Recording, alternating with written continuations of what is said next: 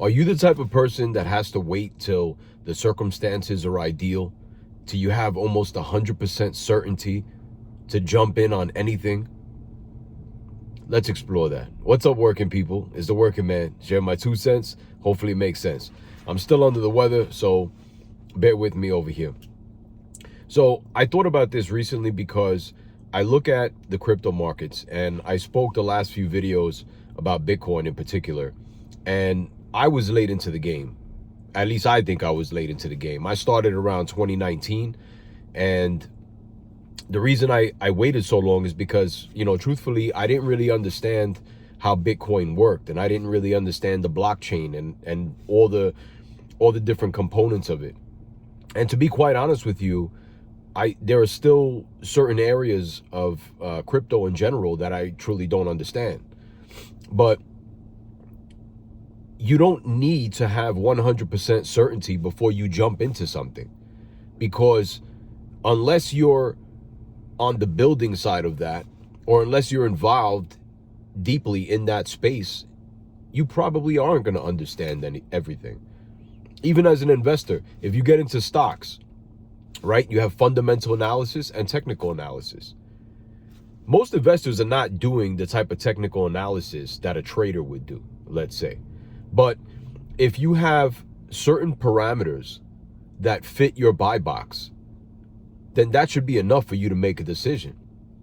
But I see so many people just waiting on the sidelines, sitting on all this cash, or even if it's not investing, just waiting for the perfect opportunity to do something. It's like these people are just dipping their toe into the water and, trying to figure out when the perfect time is to jump into the pool. Just jump in the pool. Circumstances aren't always going to be ideal. And getting back to crypto, 2019, I knew guys that were getting in 2013, 2015. And so I thought I was late into the game. But right now, if we look at what's going on, it's starting, the picture's starting to form that, we're not even at 50% of adoption. What happens when Bitcoin is in people's pension funds, okay? And it's an option in the 401k where you have a crypto ETF. What happens then? Let's circle back to my real estate investing, okay? I remember around 2007, 2008, actually, I started really getting interest into real estate investing around 2006. I bought every single book on real estate investing. I, discovered seller financing, wholesaling, all different kinds, commercial real estate investing. And it took me a while to figure out which lane I wanted to invest in. And I started off with an Airbnb property, and then sometime around 2011-ish, I started to change my perspective, and I saw an opportunity in the single family space. Now, because I had money tied up in other things, and truthfully, I didn't buy that Airbnb property right from the jump, because the cash flow wasn't consistent, and I had to learn that lesson. So that property kept me out of the game for a couple years or a few years, because truthfully, after everything crashed in 2008, the perfect opportunity to buy was probably around 2011, 2012, as all those foreclosures started to hit the market. And you had all these providers in different markets doing these rehabs and packaging those up as turnkey properties and selling them to investors. I can only speak for one particular market. And in Memphis, for instance, a lot of those properties were going for probably $80-something thousand at that time. Okay, even less. All right. And, these tended to be B-class properties. And by the time I got into the space, a few years later, or 5 years later, in that particular market, that same property was already $115,000. Now, the flip side is that when I bought, it made sense from day one. It cash flowed, all the numbers worked, and today that property is worth around in the ballpark of $170,000. All right, give or take. So I'm just trying to give you guys perspective on the time horizon of things. In the last video, I talked about crypto, right? Look where crypto is now. And truthfully, we don't know where this is going to go, right? The new administration, the current administration, is favorable to crypto, the Strategic Crypto Reserve. You have Larry Fink taking a lot of interest in crypto and talking about where that's going to go. The market cap of Bitcoin alone is almost $2 trillion. Okay, so it's here to stay. Now, what happens beyond that, we don't really know. Okay, this current administration has 4 years.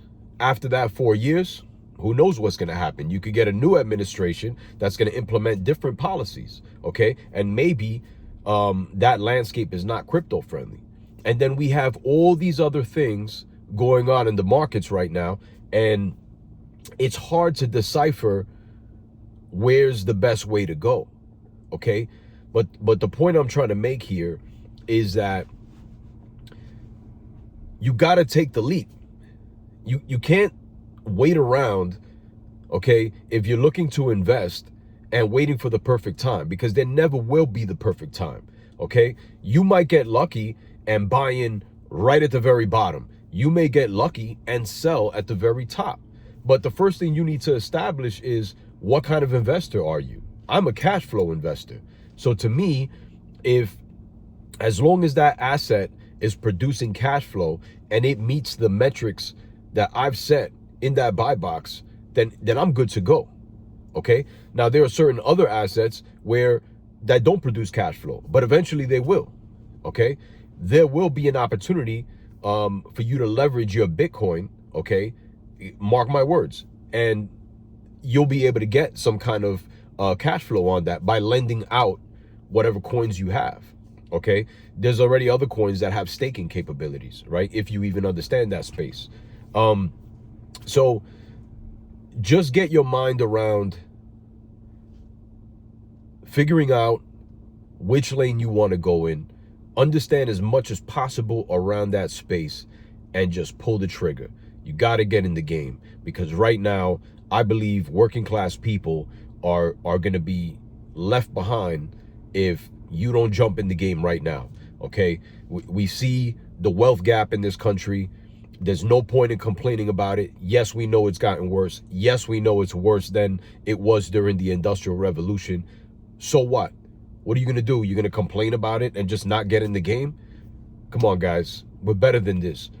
Get the information, take the leap, and just adjust along the way. Okay? Have a game plan for yourself. And as that plan evolves, as things change, adjust along the way. I hope that was valuable to you guys. If you want to get some insight into this, feel free to shoot me an email, book a coaching call, or just make a comment and let me know what else you'd like me to discuss. And lastly, the wise working man is anyone that's on the path towards financial freedom while simultaneously becoming the greatest versions of themselves. Take care, everybody.